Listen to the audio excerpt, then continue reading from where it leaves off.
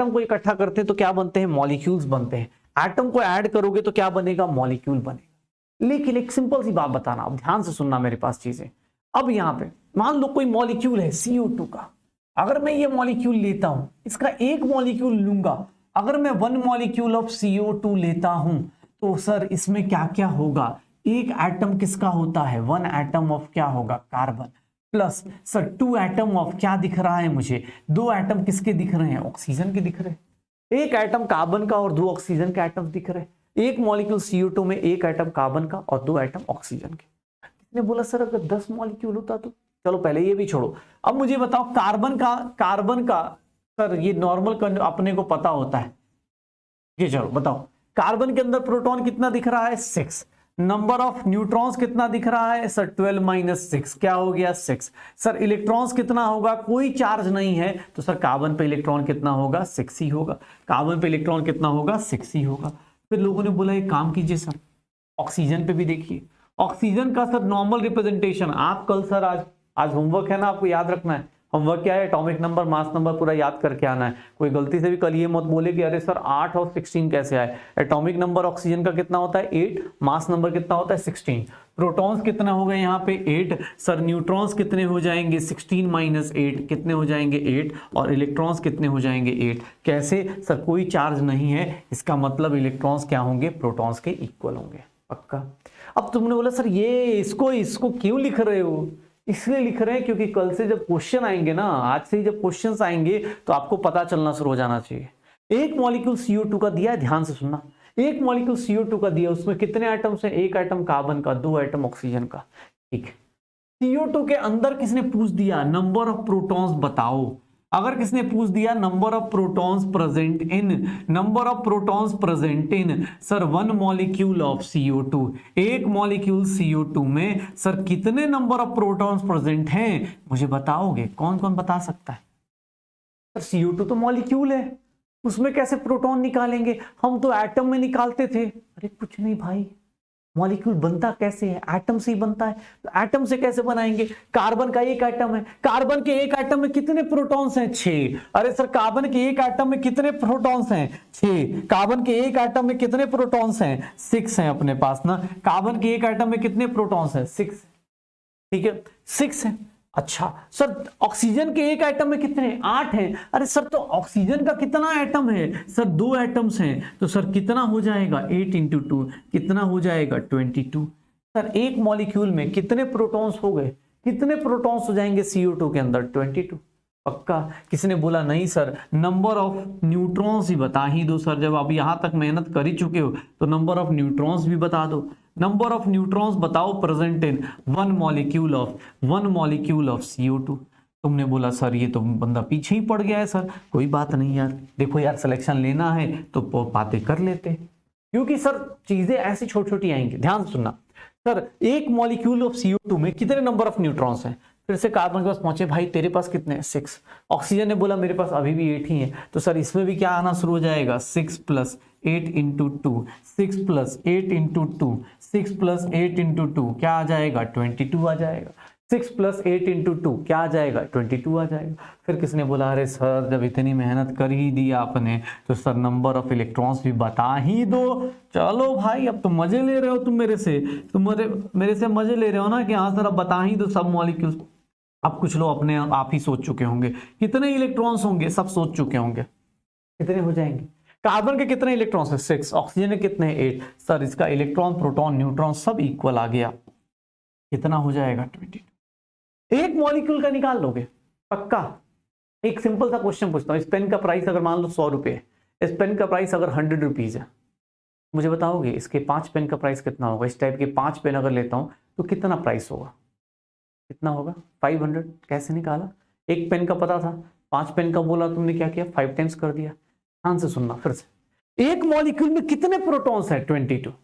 अगर मैं बोलूं 50 मॉलिक्यूल्स हैं बेटा CO2 के, अगर मैं बोलूं 50 मॉलिक्यूल्स हैं CO2 के तो कितने प्रोटॉन्स होंगे, बता सकते हो क्या। 50 मॉलिक्यूल्स हैं तो कितने होंगे, 22 × 50। मैं बोल दूं अगर कि सर कितने अपने पास न्यूट्रॉन्स हैं, अगर 50 मॉलिक्यूल्स दिए तो सर आप कितने से मल्टीप्लाई कर दोगे, 50 से। कैसे किया, समझ में आ रहा है। एक मॉलिक्यूल के बारे में आप कभी भी कमेंट कर सकते हो, एक मॉलिक्यूल आपको फॉर्मूले से पता चलता है।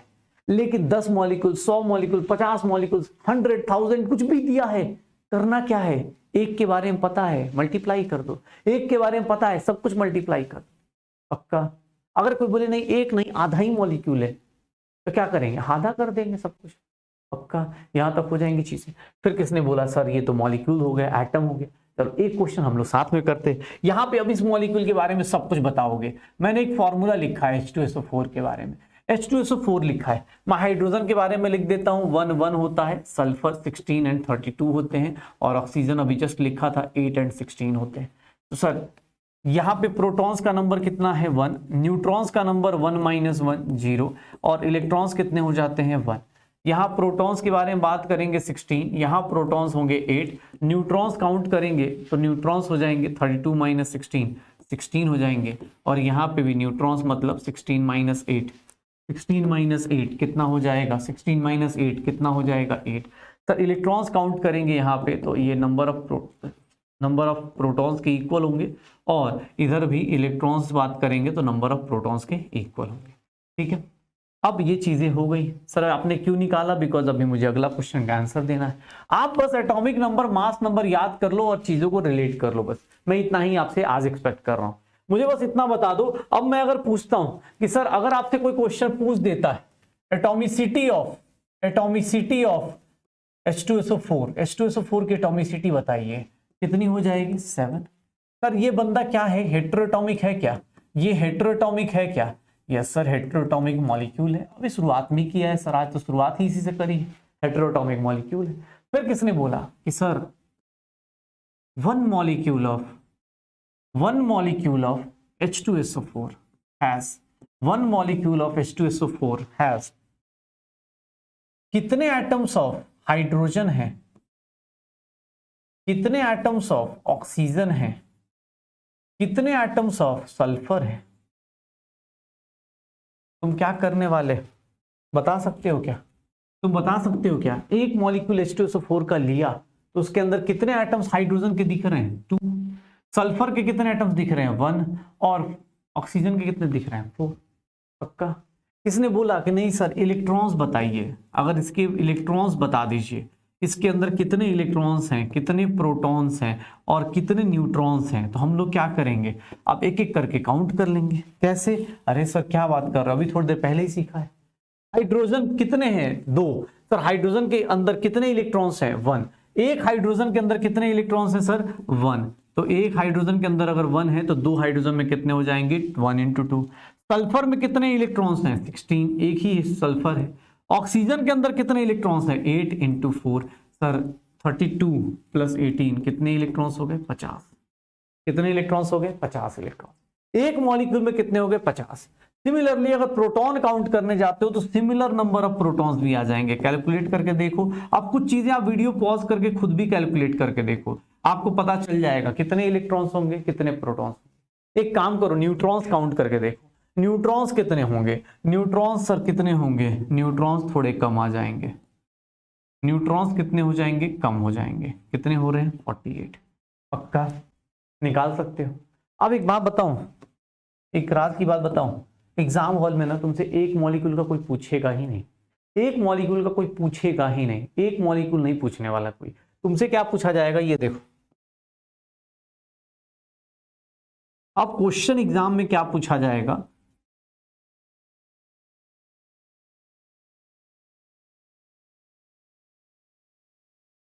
अगर 500 मॉलिक्यूल्स हैं,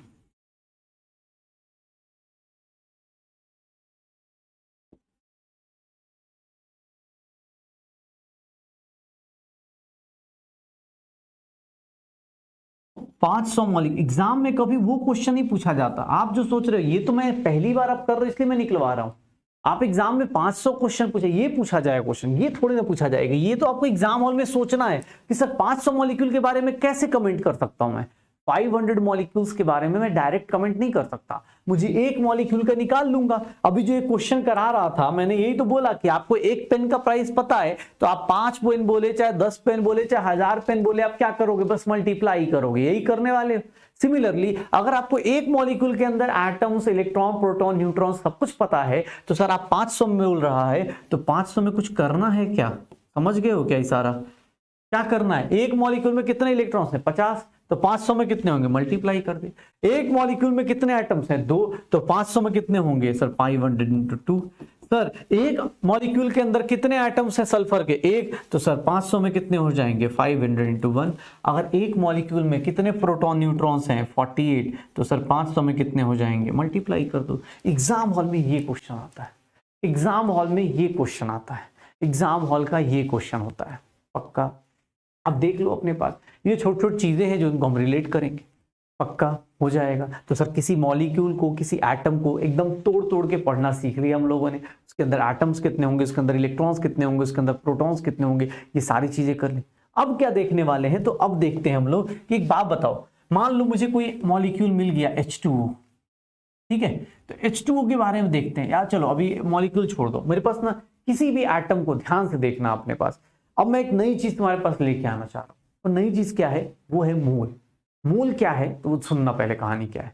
मूल क्या होती है, जैसे मैं तुम्हारे पास बोलता हूं कि यार जूते मुझे लेने हैं, तो जूता कभी हम एक नहीं लेते ना, जूते लेने हैं, चप्पल लेने हैं, तो हम क्या लेते हैं, पेयर्स में लेते हैं। जूते या चप्पल हम क्या लेते हैं, पेयर्स में लेते हैं। पेयर मतलब कि सर 2, 1 पेयर 2, 2 पेयर है 4 हो जाएंगे, 4 पेयर है तो सर 8 हो जाएंगे। पेयर मतलब क्या हो जाता है 2।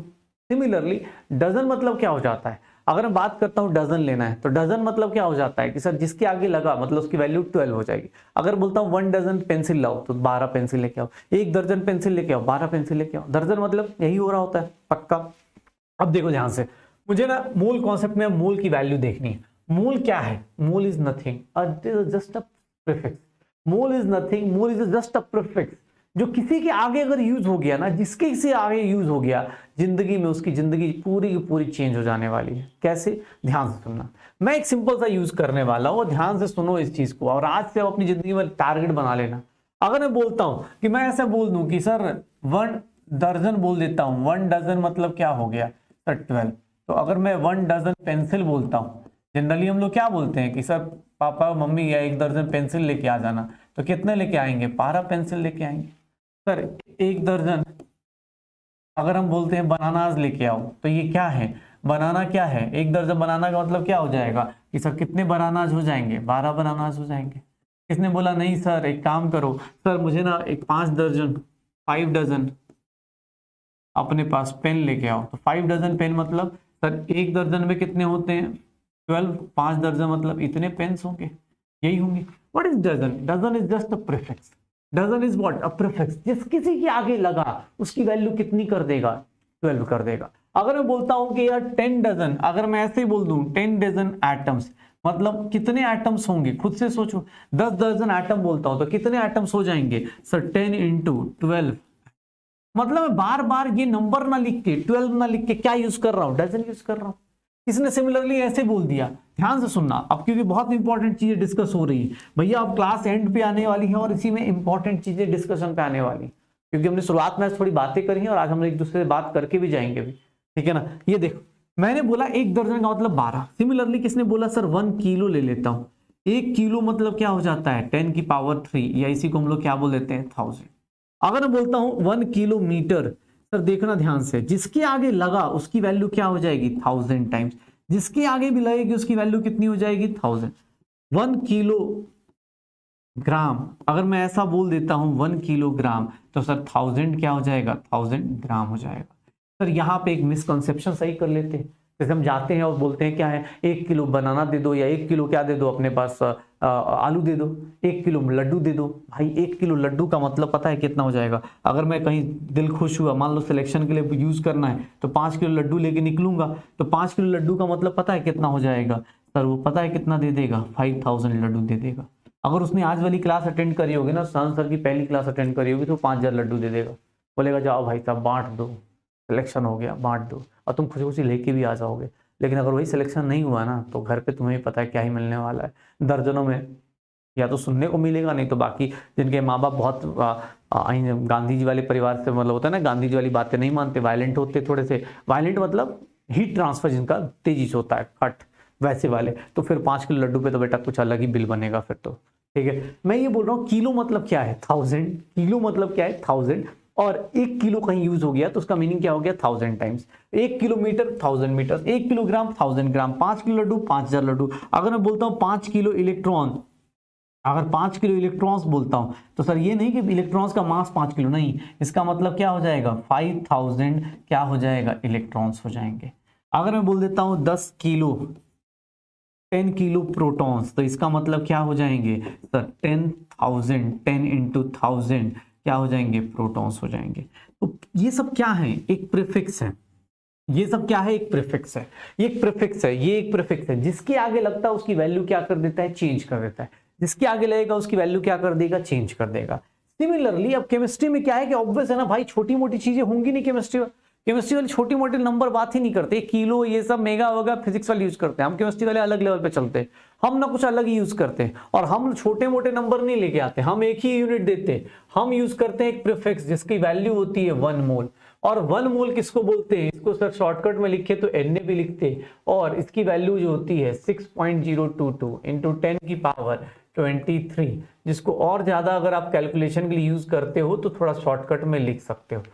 Na क्या है तो इसको हम लोग क्या लिख देते हैं, this is known as Avogadro number. Na क्या है एवोगाड्रोस नंबर है, ये क्या है एवोगाड्रोस नंबर है। ध्यान से सुनना अपने पास, ये ध्यान सुनना, 1 मोल is nothing, 1 mole is nothing, Avogadro number that is 6.022 into 10 की पावर 23। इसी को क्या बोलते हैं एवोगाड्रो नंबर, 6 इंटू 10 की पावर 23 को।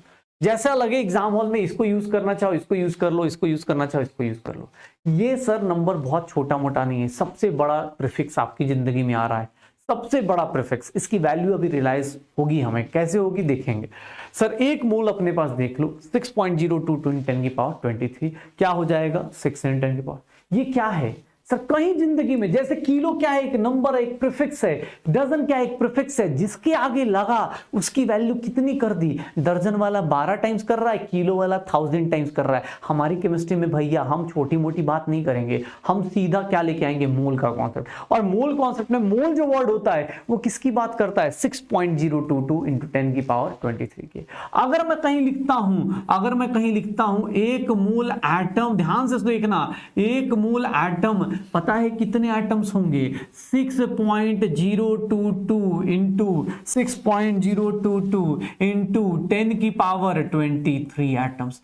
पता है कितने एटम्स होंगे 6.022 इंटू 10 की पावर 23 एटम्स। अगर मैं यूज करता हूं सर, अगर मैं यूज करता हूं 1 मोल मॉलिक्यूल, ध्यान से बेटा बहुत बेसिक सी चीजें कर रहे हैं हम लोग, बस साथ साथ में लिखना और साथ साथ में समझना कि सर ने मोल का मतलब कैसे उठाया। 1 मोल मॉलिक्यूल उठाया, अगर मैं लिखता हूं 1 मोल मॉलिक्यूल तो सर ये क्या हो जाएगा 10 की पावर 23, इतने क्या हो जाएंगे मॉलिक्यूल्स हो जाएंगे, इतने क्या हो जाएंगे मॉलिक्यूल्स हो जाएंगे। पक्का?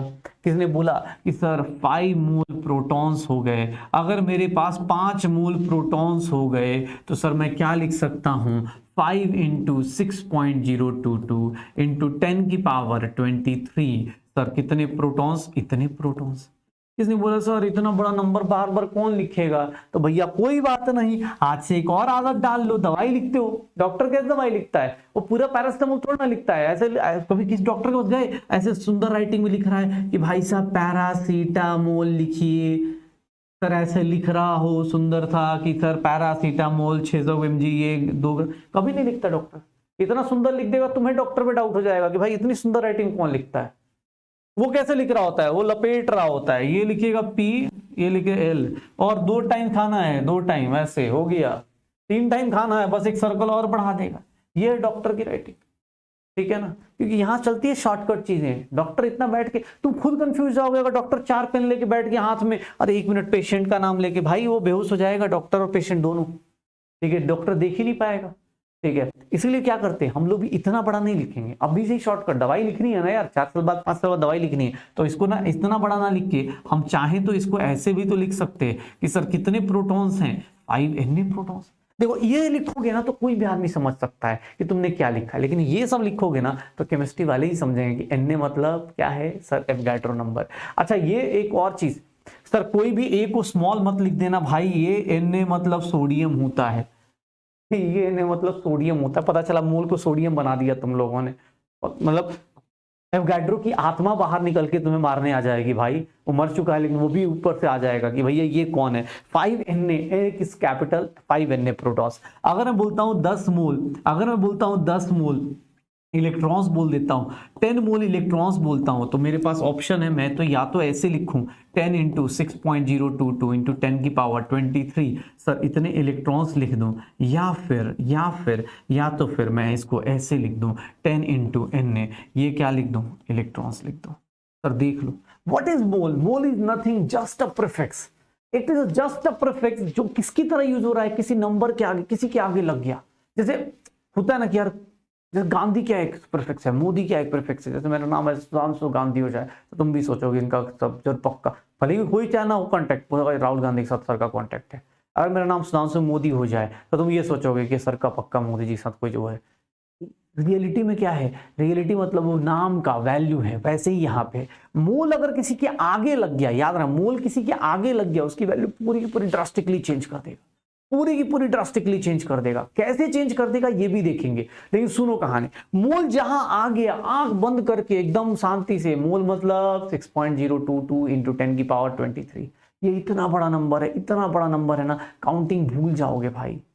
बोलता हूं ना कि आदमी को बहुत बड़ा बनना है तो भैया कुछ नहीं, 1 मोल रुपीज होनी चाहिए अपने पास। अभी उसकी पावर भी समझाऊंगा, पहले समझो मोल मतलब इतना।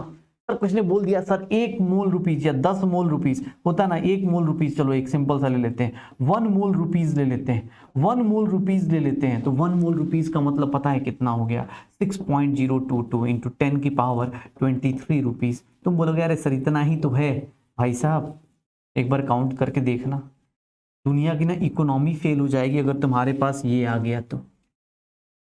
लिख के देता हूं, ये आ गया ना, इतने पैसे आ गए, दुनिया की इकोनॉमी तुम्हारे सामने फेल हो जाएगी। तो जो ये मूल है, केमिस्ट्री वाले ज्यादा प्रीफिक्स नहीं देके जाते, ज्यादा कांस्टेंट देके नहीं जाते। केमिस्ट्री में एक कांस्टेंट आता है और सबकी बैंड बजा के चला जाता है। दुनिया का सबसे बड़ा सबसे बिगर कांस्टेंट जो है वो यही है, ठीक है ना, Na। कौन सा एवोगाड्रो नंबर क्या बताता है, तो सर 6.022 इंटू 10 की पावर 23 की वैल्यूज बता रहा हूँ, पक्का।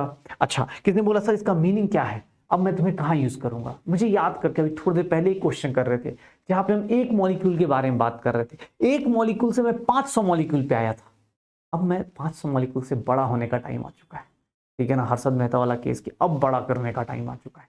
एक मॉलिक्यूल काउंट किया था, ये देखो तुम्हारे सामने, एक मॉलिक्यूल काउंट किया था, देखो एक मॉलिक्यूल काउंट किया था, फिर कहाँ आ गए, 500 मॉलिक्यूल पे आ गए। अब सर एक काम करते, एक मॉलिक्यूल से 500 मॉलिक्यूल पे आ गए, तो अब एक और काम करेंगे हम लोग। क्या करने वाले हैं, अगर मैं ऐसा लिख देता हूं 5 मोल ऑफ H2SO4, ध्यान से देखना, 5 मोल ऑफ H2SO4। पहली बात ये बताओ H2SO4 क्या है, मॉलिक्यूल है या एटम। 5 मोल लिखा हुआ है, मतलब क्या लिखा हुआ है, इसको मैं ऐसा सीधा इंटरप्रेट कर लूं कि सर ये तो मॉलिक्यूल है, इसका मतलब इनडायरेक्ट वे में वो क्या लिखना चाह रहा है, 5 मोल मॉलिक्यूल्स ऑफ H2SO4। देख बेटा एक एक चीज मैं तेरे सामने खोल के दे रहा हूं, एक एक चीज, इतने बेसिक से नहीं स्टार्ट हो सकता बेटा। और अभी भी मैं क्या बोला तो शुरुआत में बोल रहा हूं कि अभी भी टाइम है, कर लेंगे, बस ये बेसिक्स, ये चीजें रिवाइज करनी, ये बेसिक्स और ये चीजें रिवाइज करनी। कोई होमवर्क आज नहीं है, लेकिन कल एक सिंपल सा होमवर्क दिया, एटॉमिक नंबर मास नंबर याद होना चाहिए, और जो आज की क्लास में कराया गया है सर वो करके आना है, ठीक है ना। कनेक्शन अपने को जोड़ना है और चीजें कनेक्ट करते हुए अगली क्लास में जाना है। चलो ये देखो 5 मोल मॉलिक्यूल है, 5 मोल मॉलिक्यूल मतलब कितने मॉलिक्यूल्स हो गए, 6.022 इंटू 10 की पावर 23 मॉलिक्यूल्स। ये भी लिख सकता हूं, या फिर इतना बड़ा ना लिख के मैं सीधा इसको क्या लिख सकता हूं, 5Na भी लिख सकता हूं ना, कि सर इतने मॉलिक्यूल्स हो गए, कितने मॉलिक्यूल्स हो गए, 5Na मॉलिक्यूल्स हो गए, क्योंकि सर बार बार कौन उतना बड़ा लिखेगा। हमने बोला सर ये तो चलो ठीक है, ये तो समझ में आ गया, अब आगे बताओ। अरे भैया अब किसने पूछ दिया, एटम्स ऑफ हाइड्रोजन पूछ दिया, अब किसी ने पूछ दिया एटम्स ऑफ सल्फर पूछ दिया, अब किसी ने पूछा जो आप थोड़ी देर पहले कर रहे थे वही सेम चीज लेके मैं यहां आ गया, एटम्स ऑफ ऑक्सीजन पूछ दिया गया। अगर किसी ने पूछ दिया कि नहीं सर इलेक्ट्रॉन्स बताओ, अब क्या बता दिया गया, इलेक्ट्रॉन्स पूछ लिया गया, या फिर आपको क्या बताया गया, प्रोटॉन्स पूछ लिया गया, या फिर आपसे क्या पूछ लिया गया, न्यूट्रॉन्स पूछ लिया गया। इलेक्ट्रॉन हो गया, प्रोटॉन हो गया, न्यूट्रॉन्स हो गए। अगर ये तीनों कंडीशन पूछ दी गई तो बेटा बताओ क्या होगा, सर अभी तक तो एक एक मॉलिक्यूल का निकाल रहे थे, ध्यान से देखना। एक मॉलिक्यूल में तुमने कितने एटम्स बोले थे हाइड्रोजन के? 2।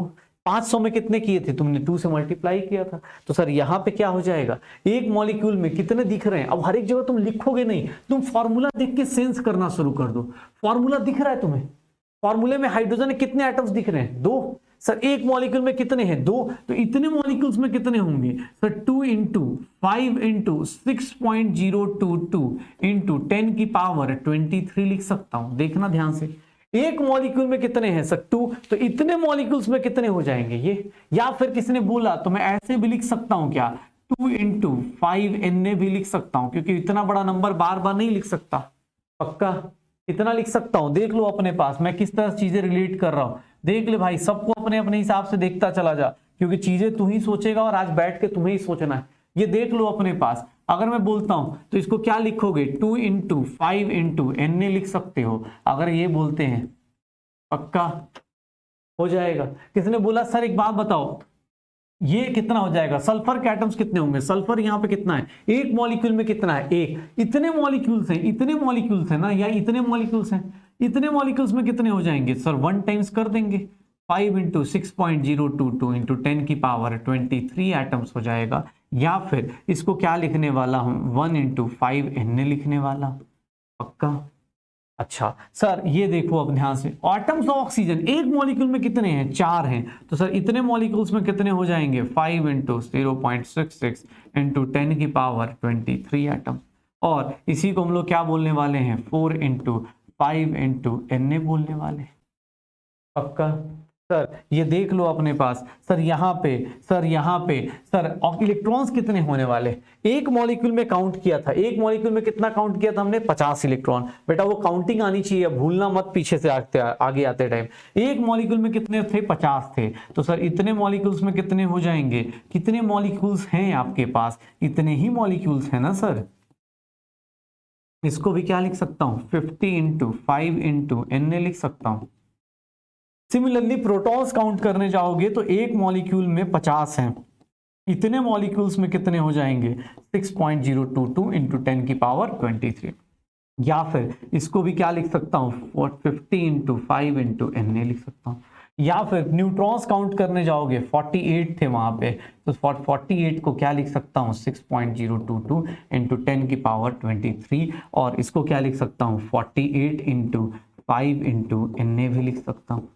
देख लो सब कुछ निकाल के रख दिया मैंने, सब कुछ ही निकाल के रख दिया। बस करना क्या था, तो आप एक मॉलिक्यूल का काउंट करना सीखे थे और उसी के ऊपर सारी कहानी मैं कर रहा हूं, उसी के ऊपर सारी कहानी कर रहा हूं। 5 मोल दिया था, वो मॉलिक्यूल था, तो मैंने मॉलिक्यूल में सोच लिया, उसके बारे में सब कुछ पहले से निकाल रखा था। आपको एक मॉलिक्यूल काउंट करना होता है। जिंदगी में कभी भी एक रूल बना लो, मुझे ना इस एक पेन का प्राइस मिल जाएगा। दूध लेने जाते हो तो दूध वाले से ये थोड़ा ना बोलते हो, दूध वाला तुमसे ये बोलता है कि 5 लीटर का प्राइस इतना है, नहीं, वो क्या बोलता है? 60 रुपए लीटर, 50 रुपए लीटर, 40 रुपए लीटर, मतलब 1 लीटर का प्राइस बोलता है। आपको 2 लीटर लेना है चाहे 10 लीटर लेना है, वो आप खुद डिसाइड करो। सिमिलरली यहाँ पे सर आप ना एक मॉलिक्यूल का डिसाइड पहले कर लो, एक मॉलिक्यूल को साइड में निकाल के रख लो जैसे हमने पहले किया था, और अब कितने मॉलिक्यूल्स दिए उससे मल्टीप्लाई करते चले जाओ। एक चीज और सर, इसको मैं क्या लिख सकता हूं, ये देखना ध्यान से, इसको मैं क्या लिख सकता हूं? Na को मोल लिख सकता हूं क्या? Na को तो मोल भी लिख सकते हैं ना सर, ये भी मोल लिखा जा सकता है क्या? Na को क्या लिख सकते हैं? मोल लिख सकते हैं। अरे सर आप सीखते चलो एक ही चीज को, केमिस्ट्री साइंस में यही तो अच्छी बात है, अलग अलग तरीके हैं सर। डाइवर्सिटी जैसे अपनी कंट्री में है वैसे ही साइंस में है। देखो ना, एक ही चीज को लिखने का तरीका, एक ही चीज को लिखने का तरीका। सर Na को क्या लिख सकता हूं मैं? मोल भी तो लिख सकता हूं। कोई पूछेगा तो मैं ये भी तो लिख सकता हूं कि सर Na मतलब क्या हो गया? सर इतने मोल्स हो गए। पक्का हो जाएगा, श्योर हो? तो चीजों को बस देखो, ऑब्जर्व करो, सीखो इनसे।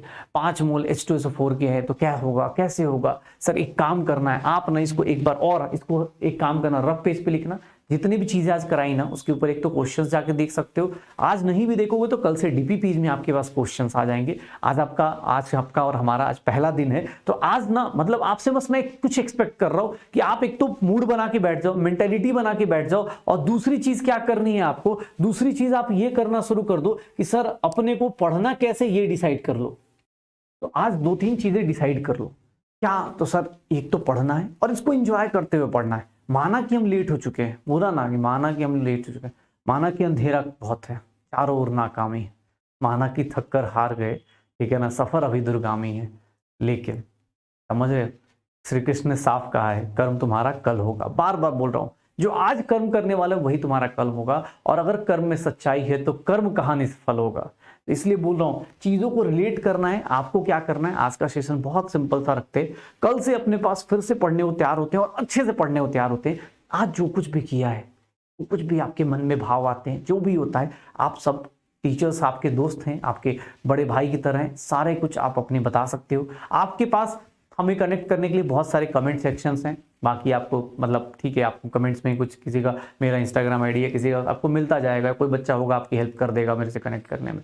तो आप बस चीज़ों को बताते रहो, चीज़ों सीखते रहो। आज की क्लास अपने को बस ये बताने के लिए कि सर सब स्टार्ट ऐसे हो रहा है, चीज़ें ऐसी ऐसी हैं, आप अपने अंदर एक मेंटेलिटी बनाइए कि पढ़ना है और अच्छे से पढ़ना है, करना है तो अच्छे से करना है, ऐसा नहीं कि इसमें बैकलॉग है। 3 चीज़ें मैंने आपसे रिक्वेस्ट करी है, बार बार बोल रहा हूँ, आज फिर से जाते जाते फिर से बोल रहा हूँ, ऐसे मैं 2-3 दिन अभी लगातार रिवाइज करवाऊंगा। 3 चीज़ें, 3 क्रैश कोर्स से रिजल्ट लाने के लिए 3 चीज़ें आपको करनी है। एक, कोई वीडियो का बैकलॉग नहीं चाहिए, पक्का कोई वीडियो का बैकलॉग नहीं चाहिए। दूसरा, डीपीपी और क्वेश्चन प्रैक्टिस करते रहना है।